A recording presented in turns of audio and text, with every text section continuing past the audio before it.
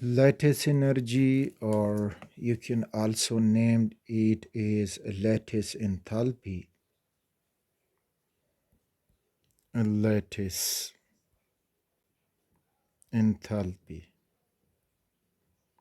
अच्छा, अब याद रखें,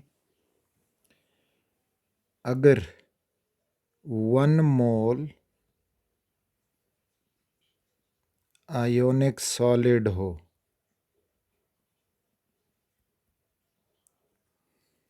और इसको हीट करके हम सेपरेट कर दें इनके गैसियस केटाइन में और गैसियस एनाइन में,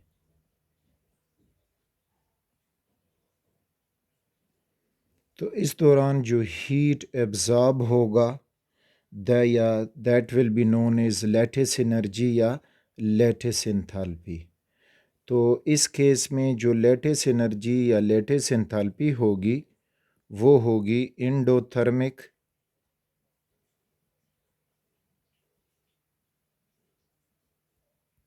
और लगेगा उसके साथ पॉजिटिव साइन, तो positive change in enthalpy of lattice. तो ये इसका डेफिनेशन भी है। ये अगर आप रिवर्स फॉर्म में आ जाएं तो रिवर्स में ये होगा कि गैसियस केटाइन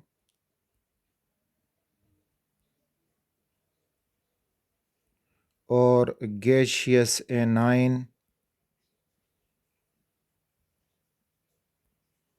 जब मिलके 1 मोल आयोनिक सॉलिड बनाएंगे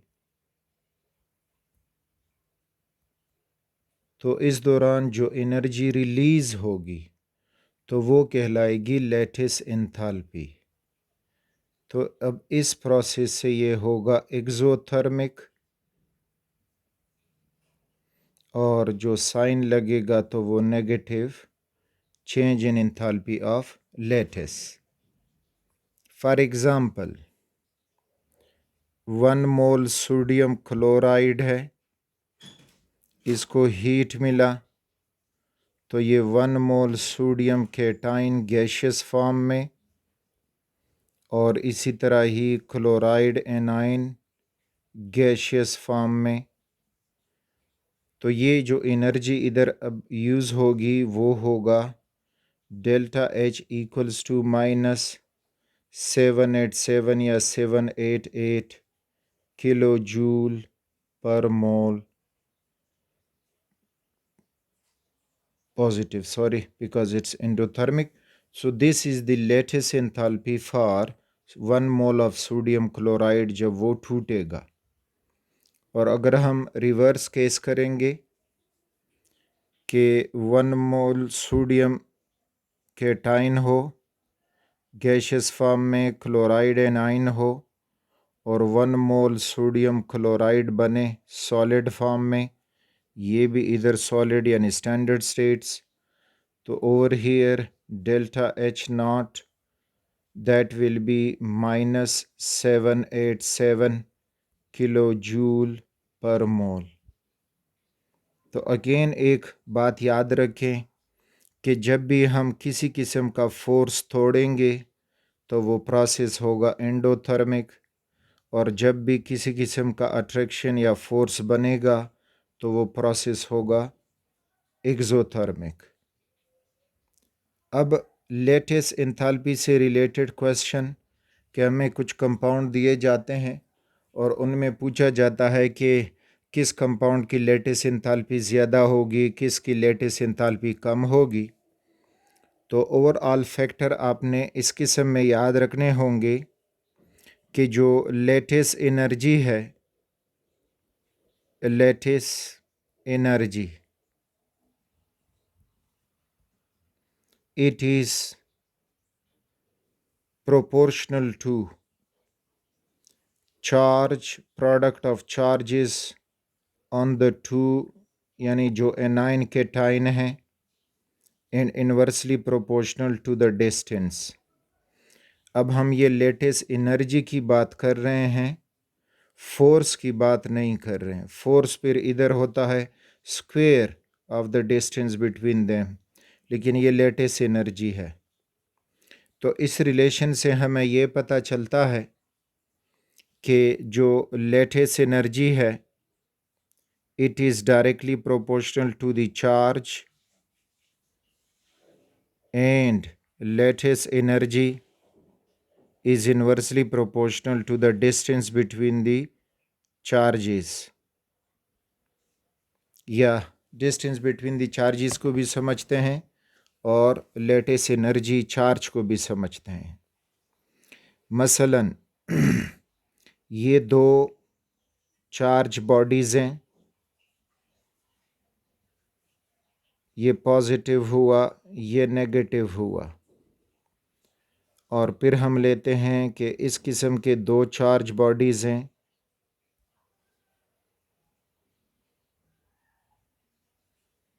ये सॉरी दूसरा नेगेटिव लेंगे।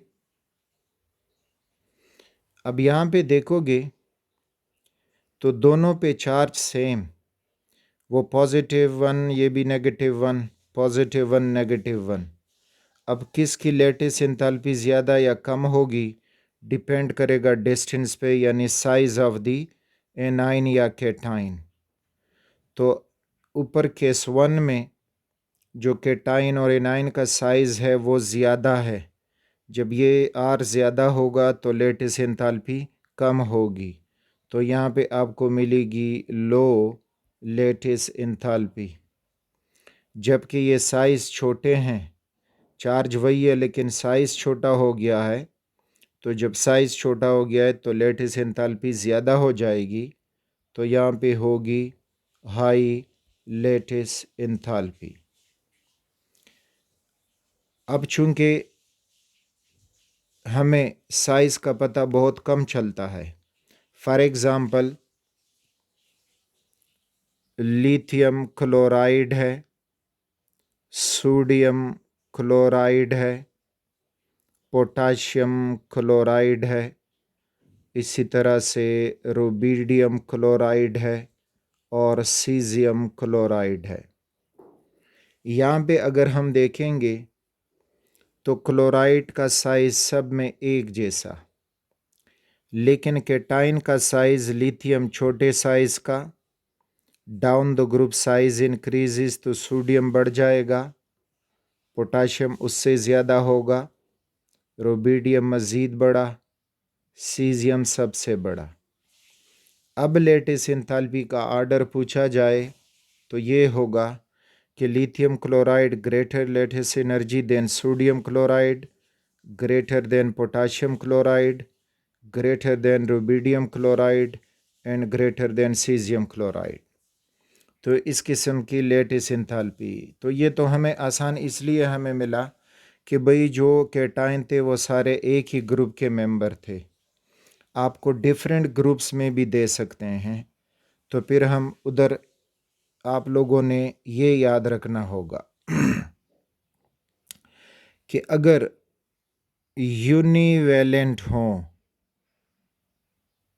यूनिट वैलेंट आयंस, उनकी लेस एंथैल्पी होगी, लेटेस्ट एनर्जी होगी देन डाईवेलेंट आयंस,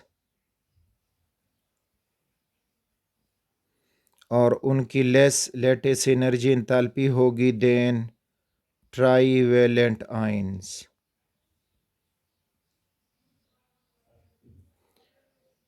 अच्छा, यूनिवेलेंट एक चार्ज वाले +1 -1, डाईवेलेंट दो चार्ज वाला +2 -2, ट्राईवेलेंट 3 चार्ज वाला +3 -3।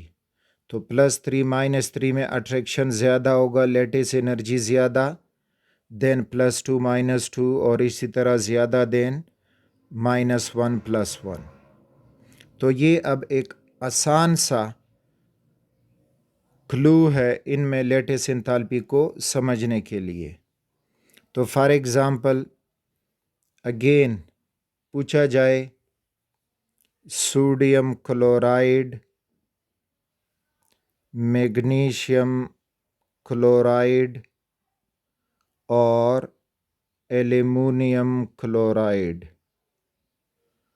तो अब यहाँ पे सोडियम क्लोराइड की लेटेस्ट एंथैल्पी कम होगी देन मैग्नीशियम क्लोराइड, कम होगी देन एल्युमिनियम क्लोराइड। रीज़न ये कि इधर +1 -1 है, इधर +2 और 2 क्लोरीन की वजह से -2 हो गया। इधर जो है +3 एल्युमिनियम है और 3 क्लोरीन की वजह से -3 हुआ। तो यहाँ पे अब लेटेस्ट एंथैल्पी का ऑर्डर ये होगा। इसी तरह से अगर हमसे ये कहा जाए कि सोडियम ऑक्साइड है Na2O और साथ में इधर मैग्नीशियम ऑक्साइड है और इधर Al2O3 एल्युमिनियम ऑक्साइड है। अब यहाँ पे लेटेस्ट एंथैल्पी का हम देखते हैं। सोडियम +1 है और 2 हो गए हैं तो +2 और ये -2। फिर इधर मैग्नीशियम +2, ऑक्सीजन -2, एल्युमिनियम +3 और 2 एल्युमिनियम तो +6 कर दो और ये -6 हो जाएगा ऑक्सीजन के लिए। तो अगेन आपको मिल रहा है कि sodium less enthalpy than magnesium oxide and magnesium oxide less enthalpy than aluminium oxide. अब यहाँ पे ये देखें +2 -2, ये भी +2 -2।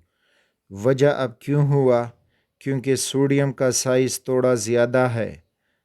जब हम लेफ़्ट से राइट की तरफ पीरियड में जाते हैं तो साइज़ छोटा होता है, तो मैग्नीशियम का साइज़ छोटा और चार्ज +2 तो चार्ज डेंसिटी बढ़ गई है और सोडियम का साइज़ बड़ा है तो चार्ज डेंसिटी कम हो गई है।